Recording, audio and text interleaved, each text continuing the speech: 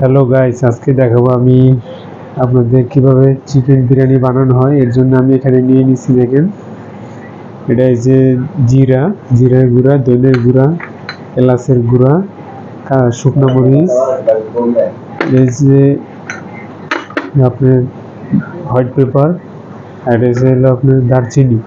আর এখানে আছে হলো আপনার দারচিনি, এলাচ, লবঙ্গ। আর আমি এখন কড়াইতে তেল দিয়ে দিতেছি আমার যতটুকু প্রয়োজন ততটুকু। আমি এখানে ফার্স্টে মশলাগুলো দিয়ে দিব, আর দিয়ে দিব হচ্ছে তেজপাতা, দিয়ে কতগুলো নাড়াচাড়া করবো। আগে এটা দিয়ে দিলে একটা তারপরে দিয়ে দিলাম কাঁচামরিচটা দিয়ে কতগুলো নাড়াচাড়া করতে দিব। দিয়ে দিব পেঁয়াজটা দিয়ে দিলাম, পেঁয়াজটা দিয়ে দিলে তারপরে আমি একে একে বাকি মালগুলো দিয়ে দেবো। তো মোটামুটি আমার পেঁয়াজটা কষানো হয়ে গেছে।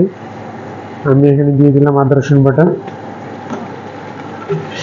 বাটা দিয়ে নাড়াচাড়া করবো। আমি এখানে মশলাগুলো দিয়ে দিব। এখন এই দেখেন, এই যে একে একে সব মশলা দিয়ে দিতেছি। মশলা দেওয়ার পরে নাড়াচাড়া করতে দিব, ভালো মতো নাড়াচাড়া করতে দিব। বলে রাখি, আমি আজকে প্রায় 3 কেজি চিকেন, 2.5 কেজি চাউল পাকাইতেছি। চিকেন লইছি প্রায় 3 কেজি, ছোট ছোট করে কেটে চাউল লইছি 2.5 কেজি। এবারে মুরগিগুলো দিয়ে দেবো, মুরগিটি দিয়ে দিছি। আমি চালগুলো সিদ্ধ করে ফেলাই দিচ্ছি।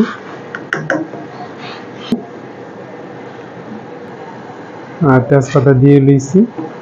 আর আমি এখানে জাস্ট 2 থেকে 3 মিনিট সিদ্ধ করবো। মশলা দিয়ে লইছি। এখন আমি ঢেকে দেবো মুরগিটা, 20 মিনিট ধরে মুরগিটা কষাইবো। আমি এখন একটু লাড়া দিয়ে লইতেছি, আর প্রায় 20 মিনিট ধরে কষাইছি। কষানোর পর দেখেন কি একটা কালার হয়েছে। এখন আমি এখানে একটু টমেটো কেচাপ দিয়ে দেবো, আর হালকা একটু লবণ দিয়ে দেবো। এই টমেটো কেচাপ বিরিয়ানি যে পাকায়, টমেটো কেচাপ দেয় দেখে ওই কালারটা ডিফারেন্ট হয়।